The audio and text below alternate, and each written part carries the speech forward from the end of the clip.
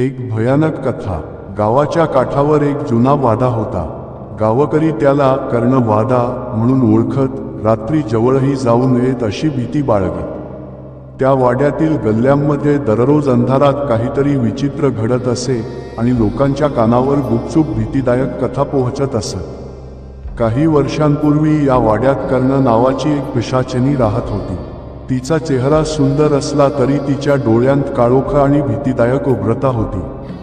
लोकांच्या मते रात्रीची तिची हसणारी आणि ओरडणारी आवाजे गावभर पसरत असे। कर्ण पिशाचिनीला रक्ताची इच्छा होती।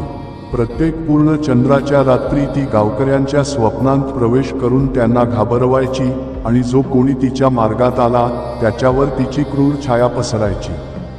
गावकऱ्यांना तिच्या अस्तित्वाची खरी भीती फक्त एकदा समजली, जेव्हा एका रात्री शेतात काम करताना एक युवक गायब झाला।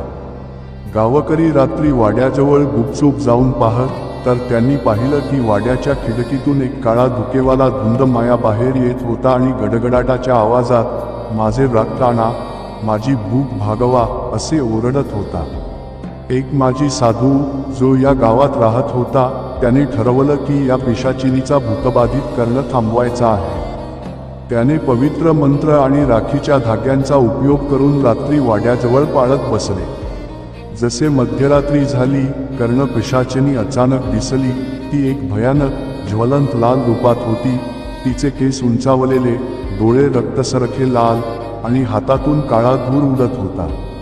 साधूने मंत्रोच्चारण करत ती पिशाचिनीला बांधले आणि तिचे प्रेतात्मा शांत केले। तू या वाड्यातून पुन्हा बाहेर येऊ शकणार नाही, तो ओरडला। पण गावकरी अजूनही सांगतात की काही वेळेला रात्री त्या वाड्याजवळ एक विचित्र हसण्याचा आवाज येतो, जणू काही कर्ण पिशाचिनी अजूनही तिच्या अर्धवट तात्पुरत्या शांतीतून गावकऱ्यांचे स्वप्न पाहते।